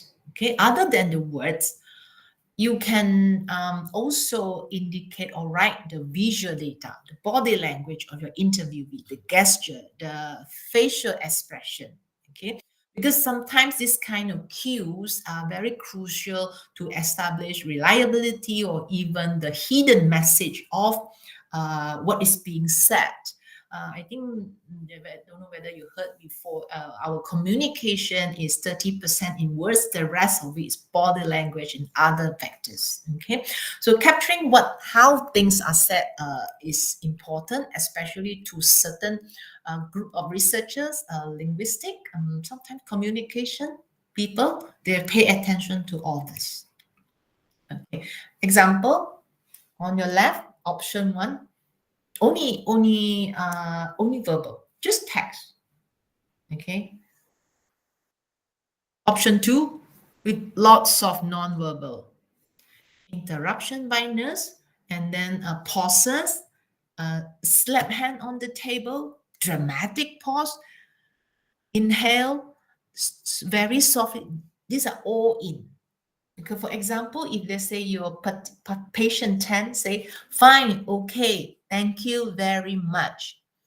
So it's fine, everything is fine. The patient 10 is happy. But if you look at here, patient 10, fine, okay, thank you very much. It's totally different dynamic. In option 1, patient 10 is happy about what the doctor has informed him or her.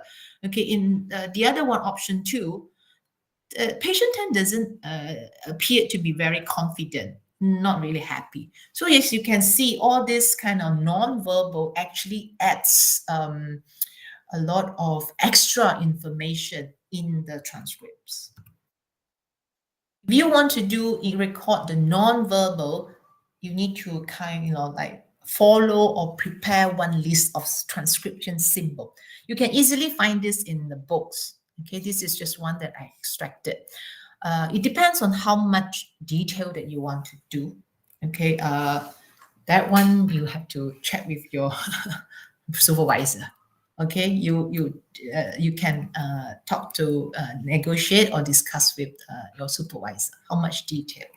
Okay, once this transcription is done, next, the main part, data analysis.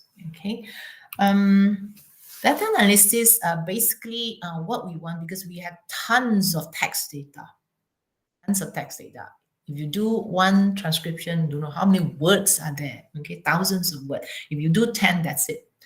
Okay, a lot, hundreds of words there. So first step is normally data reduction. This phase can be done through coding, then categorization. Okay? Like what we code or park something under the same code, then categorization.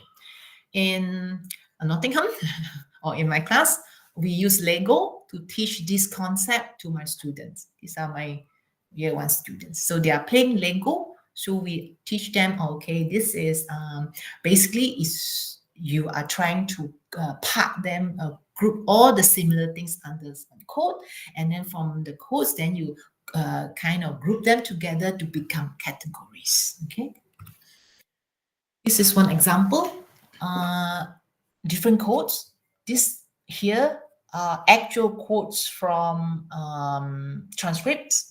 For example, working from home gives me flexibility, but sometimes I feel cut off from my team. So for this phrase here, you can park under flexibility, isolation as well. Okay, actually one phrase you can relate it to many codes, that's fine. This is an example of themes and quotes. For example, this theme is related to lecturers. The quotes under this theme can be, okay, unlikely to approach lecturer to discuss feedback. Lecturers' variability in framing feedback. These are all related to lecturers. Okay, then you have several themes.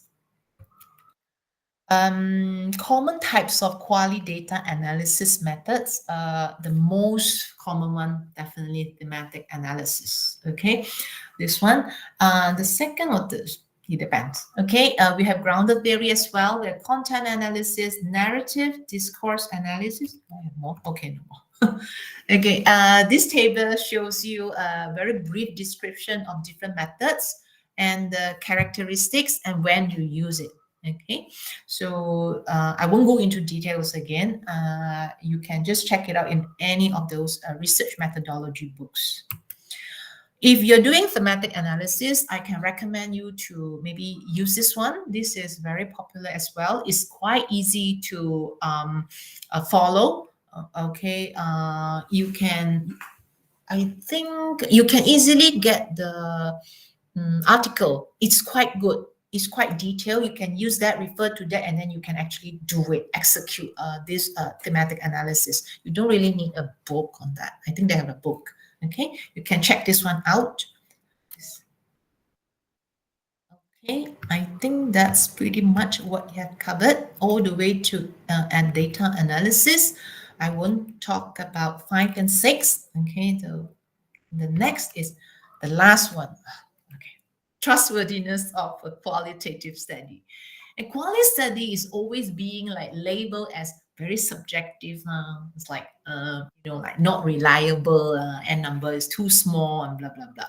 Okay, so it's really important. We want to show people that our qualitative study is reliable and is actually, it has certain rigor in it. Okay, now how do we do that?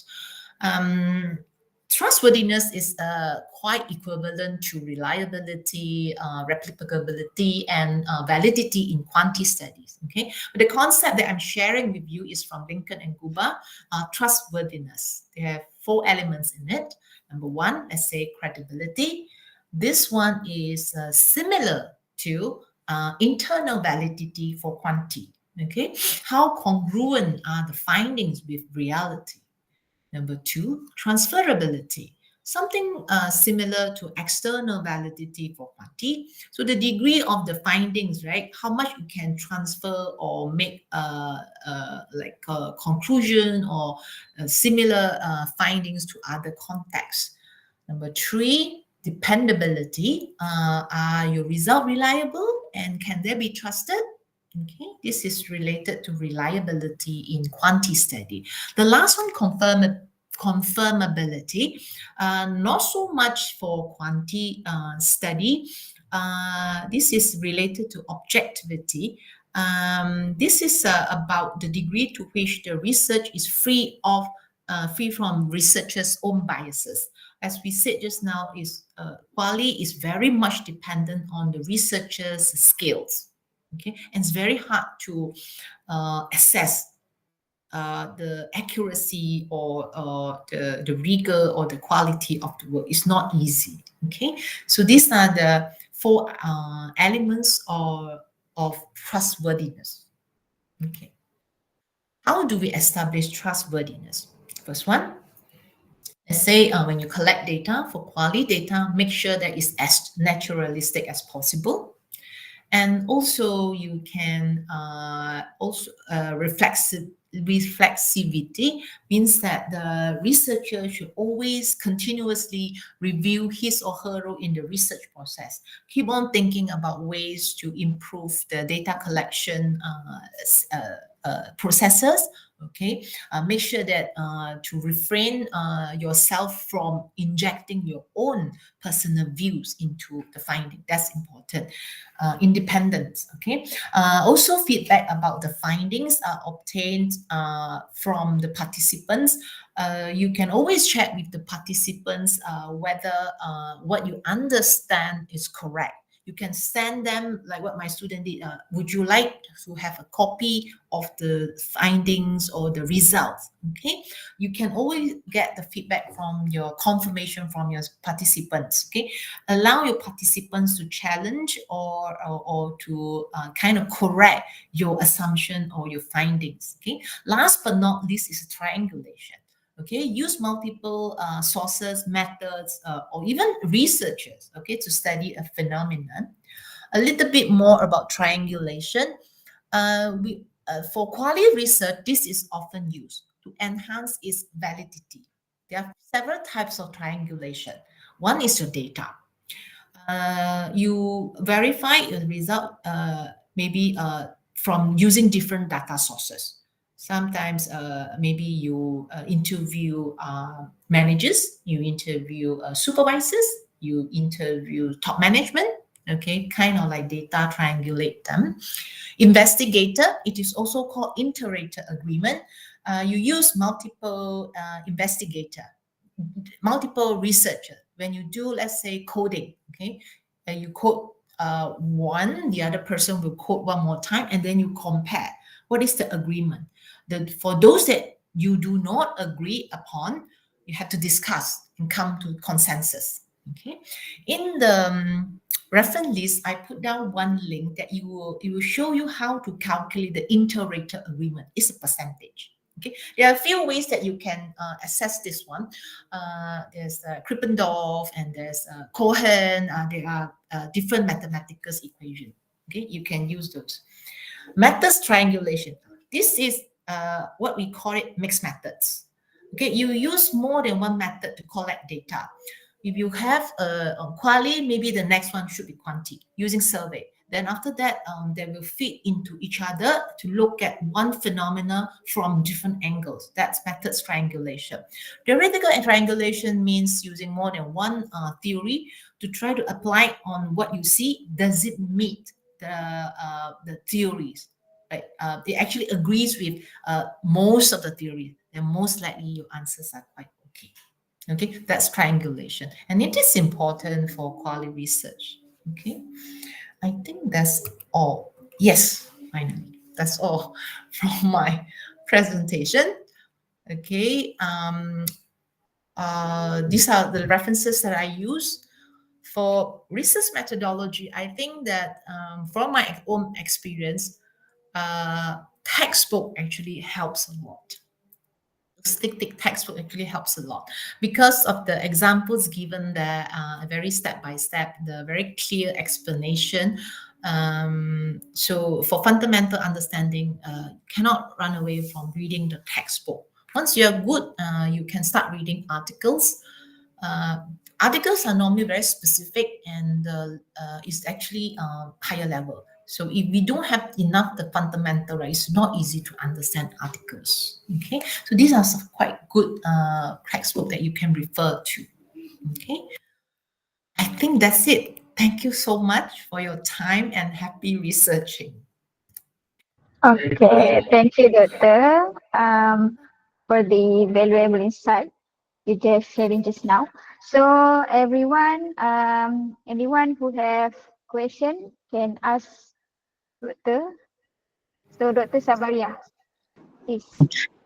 Hi, Dr. Chinchin, it's me again. All No right. problem. Okay.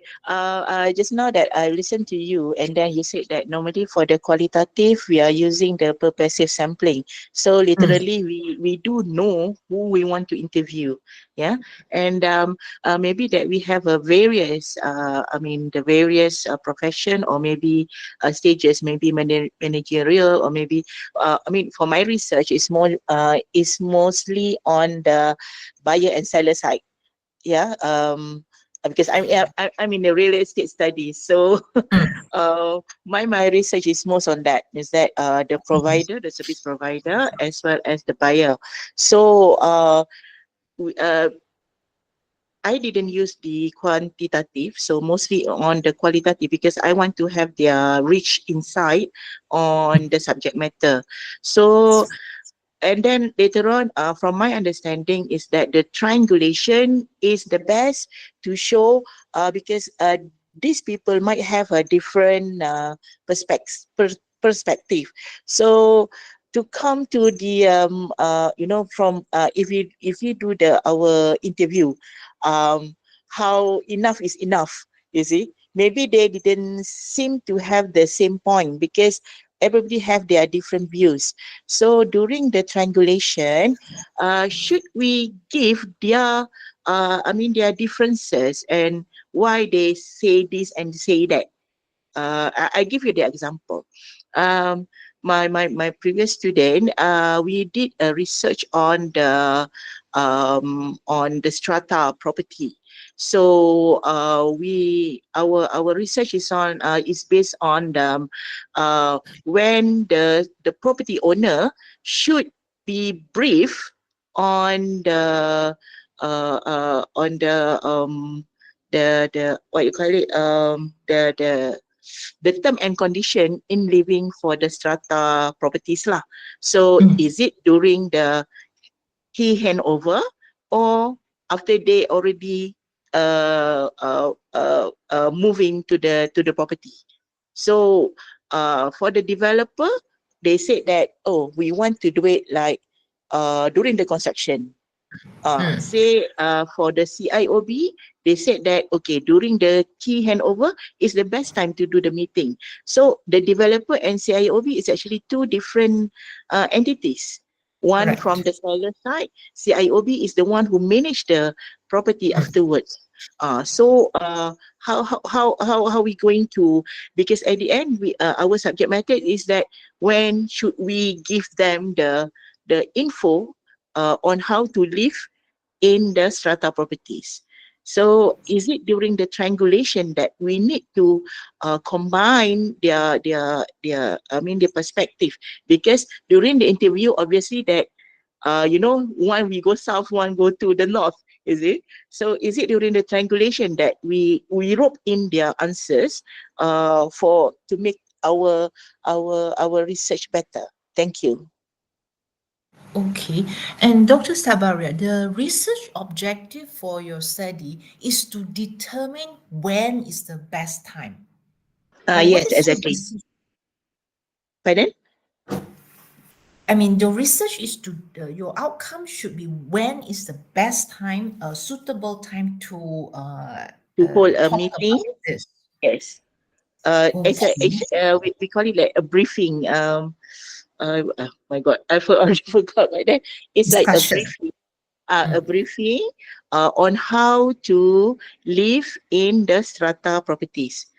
Because right now in Malaysia, there's none. There's no guideline, no nothing to tell these property owners how to live in the strata properties. Because they have their terms and regulation. They cannot do this, they cannot do blah blah blah. There's a lot of regulation, but obviously that mostly the buyer, they just go and see the property. Okay, I just want to buy, and then that's it. They don't know about it, but they only knew the regulation after they reside at the property. So the research ideas that we want to put in is that we want to the briefing session to let this owner knows that prior of you staying, we need to brief you something. So that is the research objective that that we put forward lah. Okay. I think if you want to make it a quality study, my view is what you can sticking it to the quality, then I think you first your research question object should be like getting their experiences or their views, right? Their perception. Yes, That yes, that would perception, be yes. your that would be your proper research question. Yes, Okay. exactly, betul. Yeah. Yes. You kind of interview different stakeholders. I think there are different Yes, stakeholders. exactly. Yes. That's really okay. You want to see how they perceive this strata title. Is it strata title, right? Yes, yes, Strata yes. title. Or that, maybe their level of understanding, their experiences. Okay. Maybe for whoever it is doing the management, maybe their challenges. These are the things that I think Quali can help you. You can Yes, extract. I agree. Yes. And then from all the information that you gather, then you will probably, the research team will probably see how you want to, I don't know, whether from there you can probably find out the conflicts, maybe the conflicts, or maybe the similar responses, or this kind of thing. That you can make it into a practical, I think maybe recommendation for them. Yes, Right. exactly. Yes. Okay, you want That's to what make that's because the I don't recommendation. think that from your research finding, you will be able to determine the best time or when to have the discussion, or whether to have or not to have. I don't think that is very easily achieved from your study. I would think that for sticking it to qualitative, how we do it, most likely you look into their perception, their experiences, their challenges from different stakeholders. That will be sticking to academic research. I see. So literally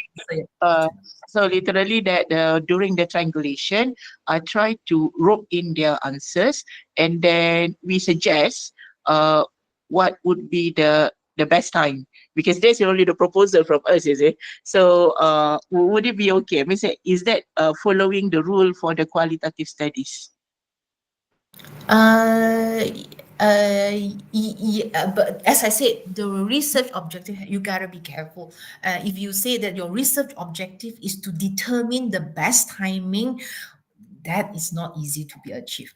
If you really want to, not to determine. yes, not easy. Susah that Yeah, one. you probably will say that you want to understand their perception, from their perspective, and also their experiences, the challenges that they go through. This, yes, you can I get the see. In the yes. challenges lah. Okay. Yes. Okay. And whether you want to park it as triangulation or not, it depends. Triangulation normally is you investigate something on one set of people, and then you will do the same thing for another set of group of people, and do another set of things on the people. Okay, so you're actually trying to confirm whether it's the same or not. And for your case, you actually interview different stakeholders, and you know that different stakeholders will have different experiences, different perspectives. So, okay, I'm not quite sure that will be classified as a triangulation. It's just that for you have multiple participants for your interviews. Okay. All right. Okay. Thank you so much. Thank you so much. Yeah. Sure. Any other, maybe one last question? We're already over time. Okay, so the last question, maybe anyone? Is that? I have question.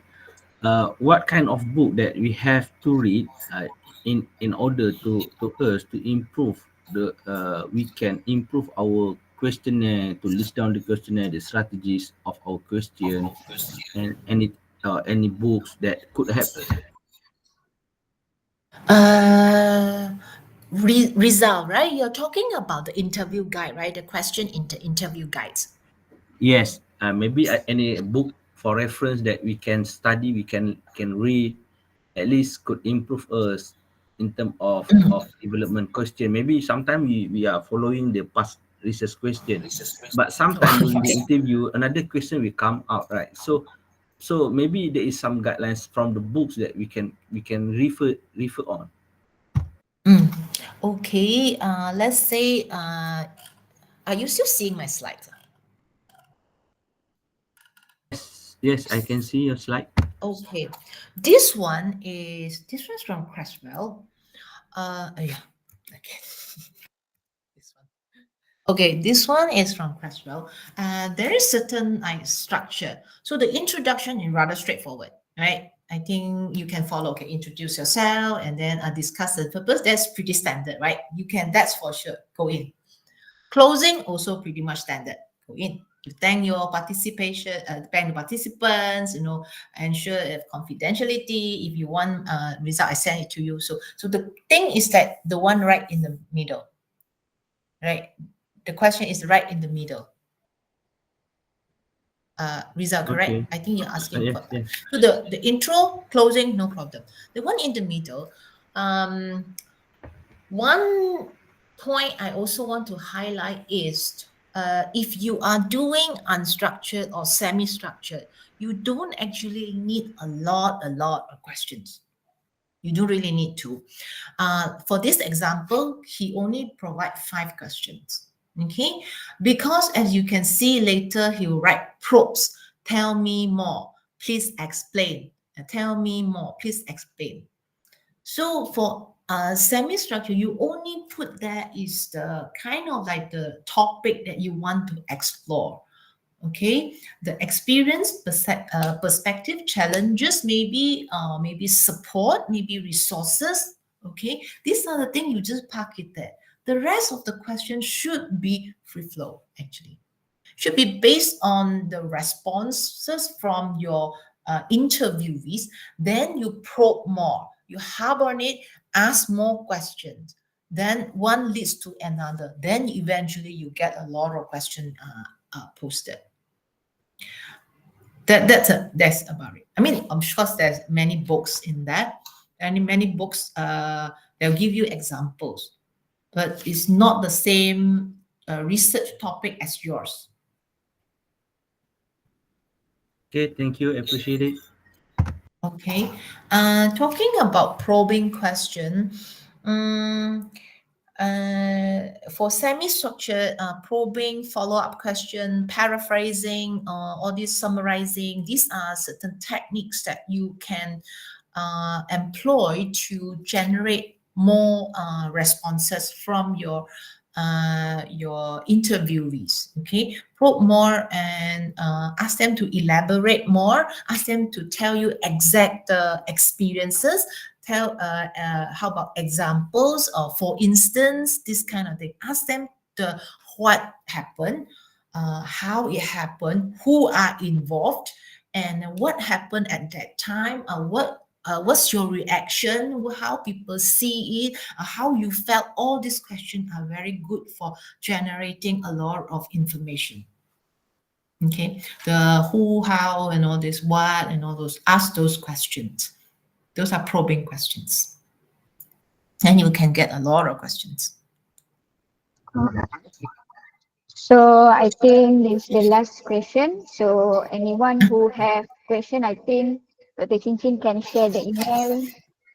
So anyone can get the feedback after this session. All right. So Sure. before, yeah. So before I end for this session, how about if we take the picture first? So I need all of you cooperation to open your camera and take the picture.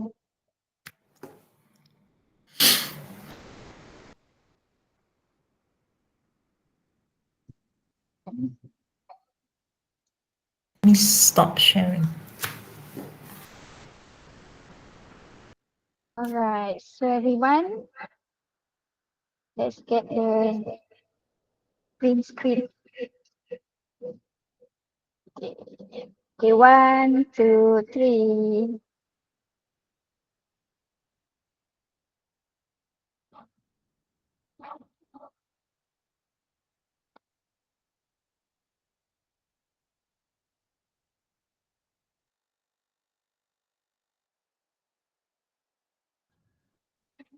I can take the picture, but using the Google Meet, there is only limited picture in my screen.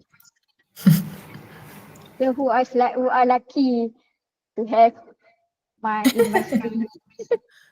Lisa, you All probably right. have to take multiple times. Okay, one more.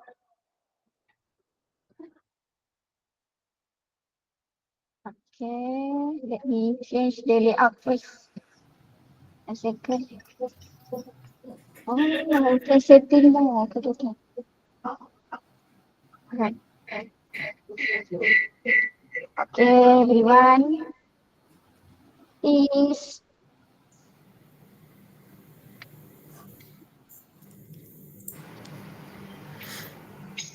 All right. Okay, so thank you once again. Thank you, Dr. Chin Chin, for the valuable insight. So, everyone, please pay attention to the links that I shared in chat box. Please make sure you fill in the two form, which is the attendance and the registration. So I think that's all. And once again, thank you, Dr. Chin Chin, for the valuable insight and for the all participants here. So thank you. Thank you, everyone, especially JBS for organizing this. Thank you so much, Dr. Chin Chin. Yeah. Hey, that's very fun. Thank Okay, you. have a nice day. Okay, bye. Thank you. Okay. Okay. Thanks. Thank you. Bye.